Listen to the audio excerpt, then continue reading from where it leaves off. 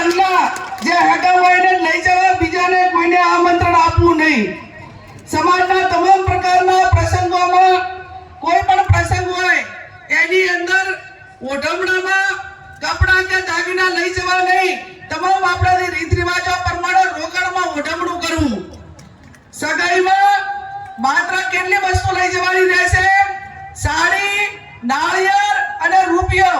આ ત્રણ જ વસ્તુ સગાઈની અંદર લઈ જવાની રહેશે. બીજી કોઈ પણ પ્રકારની વસ્તુ લઈ જવાની રહેશે નહીં.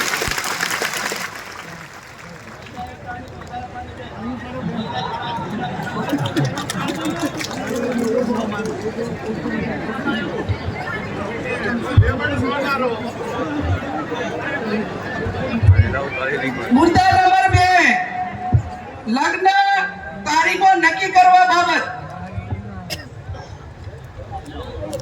ઘણા બધા સમાજો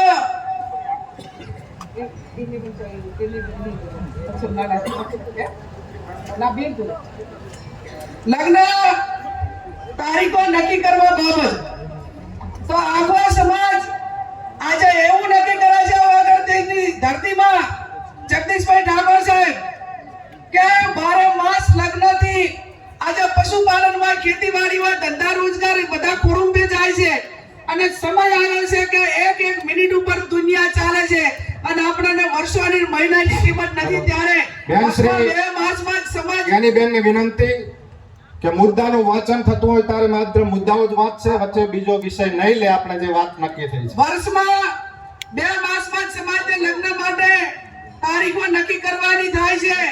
વૈશાખ સુદ એકમથી 15 દિવસ પૂનમ સુધી, એટલે વૈશાખ મહિનામાં અજવાળિયામાં 15 દિવસ અને મહા મહિનામાં અજવાળિયામાં 15 દિવસ આખો ઠાકોર સમાજ એ પોતાના ઘરના લગ્ન હોય કે સમૂહ લગ્ન માટે છૂટ આપેલી છે.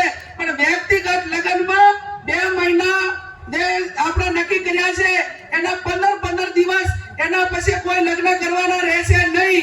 1 મહિનામાં આખા સમાજે લગ્ન બતાવી દેવાના અને કોઈ ઇમરજન્સી હોય તો એ પોતાની રીતે લગ્ન કરે. બાકી 11 મહિના સમાજે ધંધા રોજગાર તરફ આગળ વધશે.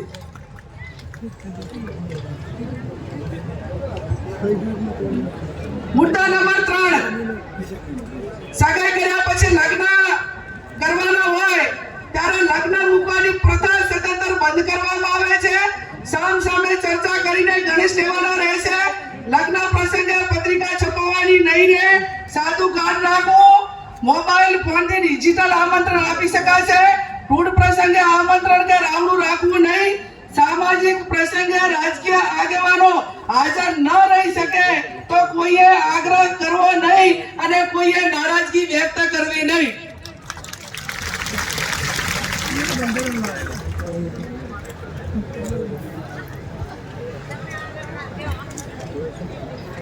એના પછી જાન લઈ જવાના પ્રસંગે જાનમાં સનરૂફ ગાડી લઈ જવી નહીં. જાનમાં 11 થી વધારે વાહનો લઈ જવા નહીં. જાનમાં ગાડીઓની લાઈન લગાવવી નહીં. જાનમાં મહિલાઓ અને પુરુષો કુલ મળીને 100 વ્યક્તિઓએ જવાનું રહેશે. જે 10 વર્ષની ઉંમરનું બાળક હશે તે વ્યક્તિ ગણાશે. જાનમાં વધુમાં વધુ 2 ઢોલ લઈ જવાના રહેશે અને જાનમાં શરણાઈ લઈ જવા માટેની છૂટ આપવામાં આવે છે. બીજા કોઈએ લઈ જવાના નથી. યાદ રાખજો.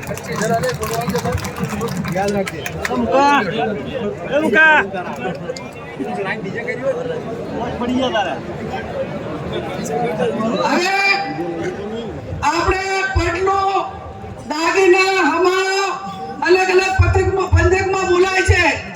વરરાજા સામે ગામ જન નહીં જાય વેવાઈને ત્યાં તો એને કયા દાગીના લઈ જવા?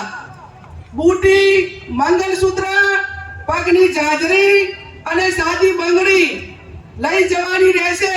આ સિવાય અન્ય કોઈ દાગીના કોઈ પણ સંજોગોમાં લઈ જવાના રહેશે નહીં.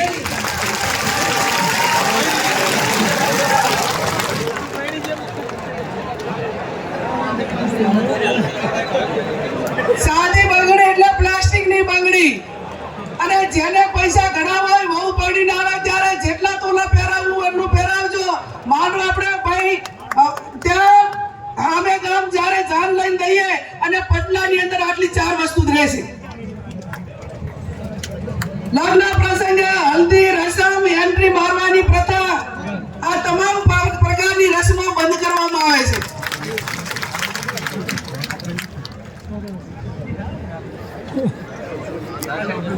જમણવારનો પ્રસંગ. જમણવારમાં એક મીઠાઈ, દાળ ભાત, કઠોળ, લીલી શાકભાજી, રોટલી, રોટલા, પૂરી રાખવાની રહેશે. આનાથી વધારે કોઈ પણ પ્રકારની આઈટમો લગ્ન પ્રસંગમાં બનાવવી નહીં.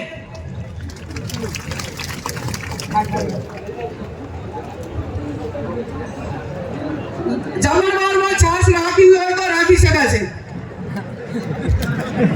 ઉનાળાનો હોય તો સાહેબ છાશ રાખવી પડે. હવે પછી આવ્યો મામેરાનો પ્રસંગ. નહીં આવે એ ચેતન આવું તો આ મોબાઈલ મળે.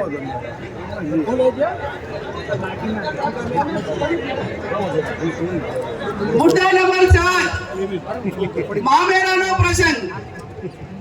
મામેરામાં મહિલા અને પુરુષ સાથે વધુમાં વધુ 100 ની સંખ્યા લઈ જવાની રહેશે.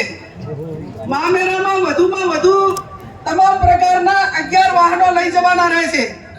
મામેરામાં કપડાની ઓઢવણી પ્રથા સદંતર બંધ કરવામાં આવે છે. તેની જગ્યાએ જે માંડવિયા હોય, જે આપણા પ્રસંગો હોય એ ધારા પ્રમાણે રોકડમાં ઓઢવણું કરવાનું રહેશે. મામેરામાં ઓછામાં ઓછા એ 11,000 અને વધુમાં વધુ જે ઢાલમાં મેળવવાના એ 1,51,000 થી વધારે જાહેરમાં કોઈ રકમ મૂકી શકાશે નહીં. મામેરા પ્રકારમાં તમામ પ્રકારના દાગીના લેવા લઈ જવાની પ્રથા બંધ કરવામાં આવે છે.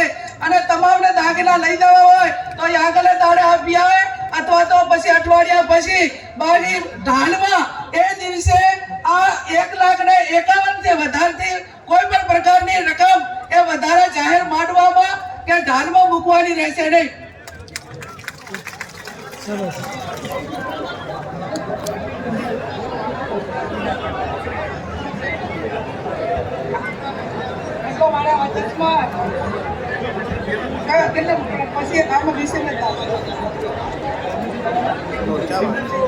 અલગ અલગ લખાણ.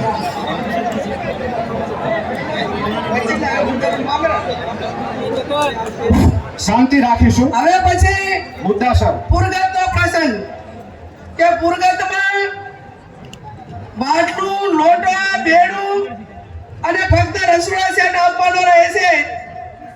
ભેટમાં જે બહારનું આપવામાં આવે છે એ સદંતર બંધ કરવામાં આવે છે.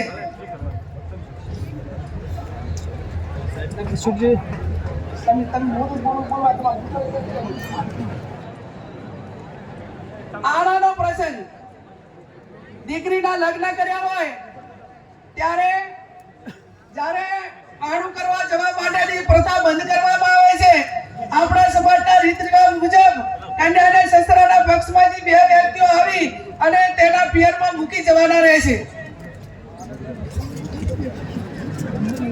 બોલામણા પ્રથા સદંતર બંધ કરવામાં આવે છે. બીમારી પ્રસંગે રાવણા કે અન્ય આમંત્રણ પ્રથા એટલે કે બોલામણા પ્રથા સદંતર બંધ કરવામાં આવે છે.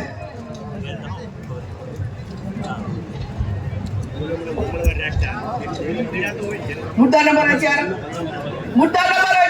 ઢૂંઢ જન્મ દિવસ પ્રસંગે ઢૂંઢ પ્રસંગ આમંત્રણ કે રાવણું રાખવું નહીં. જન્મ દિવસની ઉજવણી પ્રસંગે સદંતર બંધ કરવામાં આવે છે. જન્મ દિવસની ખુશી પેટે જે તે વ્યક્તિએ નજીકની આપણા સમાજની લાઇબ્રેરી હોય અથવા શૈક્ષણિક સંસ્થા હોય તે યથાશક્તિ ફાળો આપી શકશે. મુદ્દા નંબર 12 છૂટાછેડા બાબત. સગું કરતી વખતે બંને પક્ષોએ જોઈ વિચારી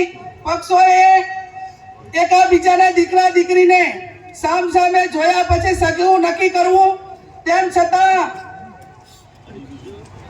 છતાં બંને પક્ષોએ કોઈ પણ પ્રકારનો મતભેદ ઉભો થાય તો ગામ કમિટી અને સમાજે સમાધાન માટે પૂરો પ્રયત્ન કરવા છતાં સમાધાન ન થાય તો ગુણ દોષના ધોરણે નીચે પ્રમાણે વ્યવહાર નક્કી કરવામાં આવે છે. સગાઈ માત્ર કરેલી હોય તો એનો 51,000 રૂપિયા અને 50% એ પૈકીની રકમ એ શૈક્ષણિક સંસ્થામાં આપવાની રહેશે.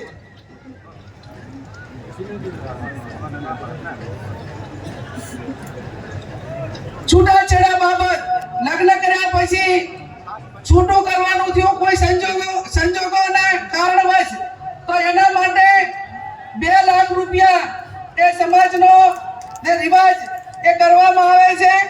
અને ત્રીજું, લગ્ન કર્યા પછી સંતાન હોય તો એના માટે કરીને 3 લાખ રૂપિયા એ આપણે સમાજનો રિવાજ એ નક્કી કરવામાં આવે છે. જે 2 લાખ રૂપિયા નક્કી કર્યા છે એમાંથી 50% રકમ એ જે તે શૈક્ષણિક સંસ્થામાં આપવાની રહેશે. અને આ 3 લાખ જે સંતાન હોય તો એ 100% રકમ એ જે તે સંતાનોના નામે મૂકવાની રહેશે. એમાં કોઈને ભાગ આપવાનો રહેશે નહીં.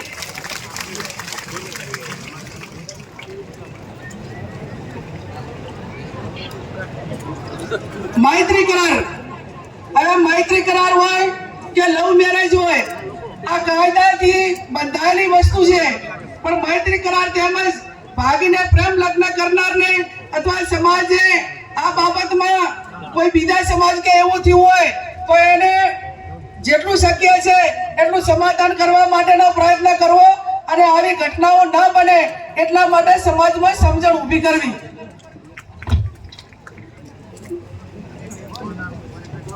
મુદ્દા નંબર 14, પ્રસંગોમાં નશાકારક વસ્તુનો ઉપયોગ કરવો નહીં. સમાજમાં કોઈ પણ સારા નરસા તમામ પ્રકારના પ્રસંગોમાં વ્યસન વાળી કોઈ પણ પ્રકારની વસ્તુ, ગોળી, બીડી, અફીણ, આ કોઈ પણ નશાના કોઈ પણ પ્રકારની બદીઓ એ લગ્ન કે આ પ્રસંગમાં ન વપરાય એવું પણ આજે સમાજ નક્કી કરે છે.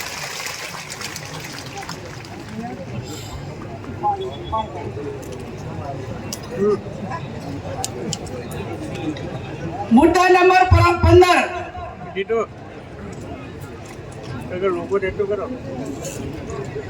મરણ પ્રસંગે આપણા માતા પિતા કે કોઈ પણ વડીલ એ ગુજરી જાય અને ઉંમર લાયક હોય તો માત્ર મરણ પ્રસંગે ખીચડી, કઢી, તેલ અથવા ઘી વાપરવું, આ સિવાય અન્ય કોઈ વસ્તુ વાપરી શકાશે નહીં. બેસણામાં કોઈ પણ વારને કવાર ન કરવો અને શક્ય હોય એટલું જે તે વિસ્તારના ઓલા પ્રમાણે કરીને એ ઝડપી પતે એવા પ્રયત્નો કરવા. જે કોઈ કવાર ના હોય, જે તારે જન્મ આપા એ ટાઈમે કોઈ વાર નથી હોતો, કોઈ બીજા પડાવમાં નથી હોતો, એટલે આવા પ્રસંગોમાં કોઈ વારની બેની રાહ જોવી નહીં. મુદ્દા નંબર 16, ખાસ વિનંતી, દરેક ગામમાં કુટુંબ વાઇઝ આ જે કમિટીઓ જે બનાવવાની છે એની અંદર આ જે આપણું આ બંધારણ છે એ બંધારણ દરેક કુટુંબ વાઇઝ પહોંચે એના માટેના પ્રયત્નો કરવાના. દરેક તાલુકામાં તાલુકા કક્ષાએ બંધારણ અમલમાં માટે આવે તે માટે સંકલન સમિતિ બનાવવાની, તાલુકાની સંકલન સમિતિ બનાવવાની અને એકદમ ચુસ્તપણે આ બંધારણ અમલમાં થાય એના માટે તમામ પ્રયત્નો કરવાના. આજે 16 જે મુદ્દાઓ હતા એ મુદ્દાઓ મેં તમારી સમક્ષ વાંચ્યા છે અને આ 16 મુદ્દાઓમાંથી કોઈ પણ ભંગ કરે તો એનો હગો ભાઈ હોય તો એના પ્રસંગમાં હાજરી ન આપે. અને હું આજે ઓગણજીની ધરતી ઉપરથી બધાને વિનંતી કરું છું કે આ બંધારણ એ ઓગણજીની સાક્ષીએ, સદારામ બાપુની સાક્ષીએ, નાથ ગંગાની સાક્ષીએ, સાધુ સંતોની સાક્ષીએ જ્યારે અમલમાં આવ્યું છે અને છતાં કોઈ પણ વ્યક્તિ આ બંધારણ માટે એને અમલીકરણમાં કઈ બાછોડ કરશે અને આ પ્રકારનો સમાજે નક્કી કર્યો એમ ન વર્તે તો એ સમાજનો સૌથી મોટો દેશદ્રોહી ગણાવશે અને સમાજનો દુશ્મન ગણાશે. એ સમાજનો એની જોડે કોઈ પણ પ્રકારનો વ્યવહાર ના કરવો. આ 16 મુદ્દાઓનું બંધારણ મેં તમારી સમક્ષ મૂક્યું છે.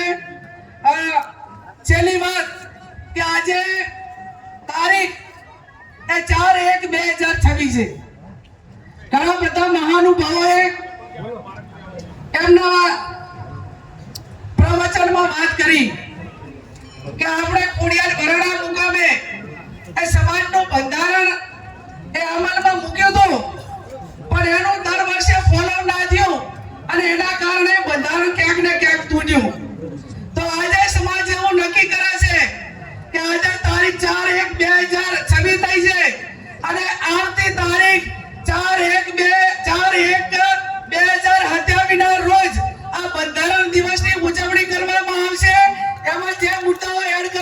અલ્પેશભાઈ એડ કરશે અને સમાજ એની સમીક્ષા કરશે.